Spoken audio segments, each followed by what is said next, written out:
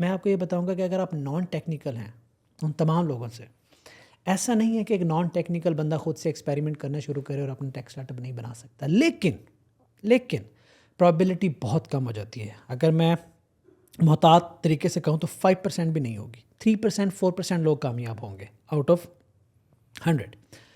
अब बेहतरीन तरीका ये है कि अगर आप नॉन टेक्निकल हो ना, सबसे पहले कैलकुलेटिव रिस्क लो कि आप किसी सक्सेसफुल या एक डिसेंट स्टार्टअप के साथ जुड़ जाओ, उसकी इक्विटी परचेज कर लो या शेयर्स आप उससे ले लो, या किसी भी कैपेसिटी में एज ए लिमिटेड ऑनर आप उसके साथ जुड़ो।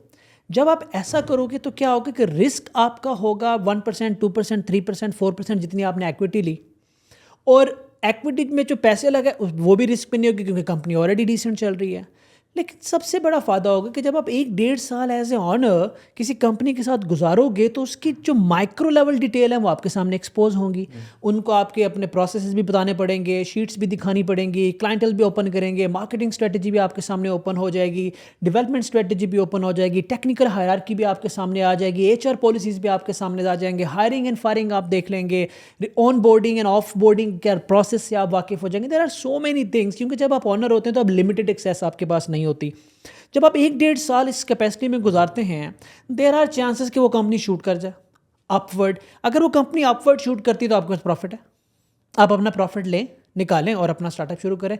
तब आप ट्रेन हो गए होंगे, ट्रेन भी हो गए होंगे, आपकी जेब में पैसा भी होगा। हम उल्टा करते हैं, हम किसी पे ट्रस्ट करने की बजाय हम कहते हैं हम अपने आप को मिस कैलकुलेट करके खुद पे ट्रस्ट कर लेते हैं। ऐसा ही है जैसे कोई शख्स किसी पहाड़ पे खड़ा होकर कह के यार मैं यहाँ से जंप लगाऊंगा और बच जाऊंगा,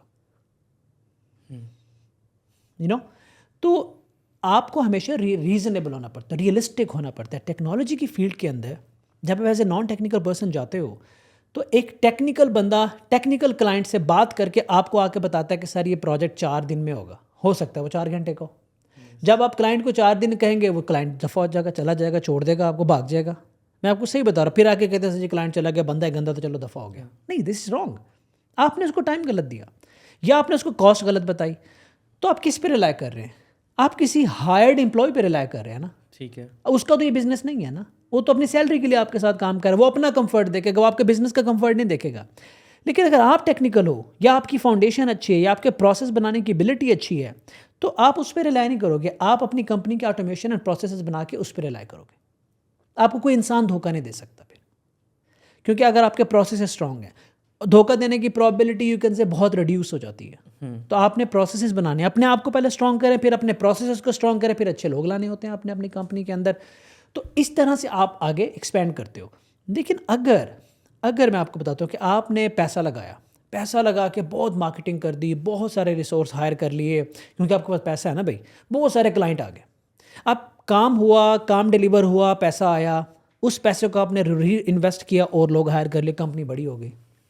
बट सवाल सिर्फ इतना है, वो कंपनी पे तो आपके सर पे तो चल ही नहीं ना। जिस दिन कंपनी के 4-5 की मेंबर का दिमाग ख़राब होगा, कंपनी कोलैप्स कर जाएगी। सिंपल इज़ दैट, क्योंकि आपके कंधों पे तो खड़ी नहीं। मैं आपको एग्जांपल देता हूँ। जब मैं अपने स्टार्टअप शुरू कर रहा था फ्रीलांसिंग के बाद, तो मैंने उस वक्त तक front end, back and, server, designing और 14-15 डिफरेंट टेक्नोलॉजीज़ में काम किया हुआ था। तो मेरी एक टेबल के ऊपर 3-4 कंप्यूटर्स पड़े होते थे, जिनके ऊपर मैं मोबाइल डेवलपमेंट भी होती थी, बैक एंड भी होती थी, डिज़ाइनिंग भी होती थी, फ्रंट एंड भी मैं उसी पे करता था। 4-5 लोग मैंने हायर किए, करने की कोशिश की, नहीं आया, चले गए, खैर है, प्रोजेक्ट नहीं डूबेगा, मैं सब कर लेता हूँ। कई दफ़ा मुझे झटका पड़ा और कई दफ़ा मैंने उसको संभाला। जब मैं बंदा हायर करता हूँ तो मुझे पता होता है कि यार मैं क्लाइंट से बात कर रहा हूँ, ये 10 दिन का प्रोजेक्ट है, मैं इसको 10 दिन में करा सकता हूँ। अब मैं क्लाइंट को 1 महीना नहीं दूंगा, क्योंकि कंपटीशन का दौर है ना। एक प्रोजेक्ट आ रहा होता है, उसके ऊपर 100 लोग बिड करते हैं, एक बंदा कह रहा है कि मैं 1 महीने में करके दूंगा, दूसरा कह रहा है मैं 10 दिन में करके दूंगा। क्लाइंट किसके पास जाएगा? ऑब्वियसली 10 दिन वाले के पास जाएगा, क्योंकि सबका पोर्टफोलियो बराबर होता है जब आप रेंज में खड़े होते हैं। तो ये बहुत ज़रूरी है कि आप अपने आप को ग्रूम करें, और उसके 2 तरीके हैं, या एज एन एम्प्लॉय या as a investor, stake holder, किसी भी कैपेसिटी में IT में वक्त गुजारें, फिर आएँ और फिर कैलकुलेटिव रिस्क लें, और फिर उसको भी प्रोसेसेस बेस्ड रिस्क करें, ना कि ह्यूमन बेस। कभी किसी ह्यूमन पे रिलाय मत करें, सिस्टम पे रिलाय करें। ह्यूमन जो है मैनेज नहीं होते, सिस्टम मैनेज हो जाता है। That makes perfect sense.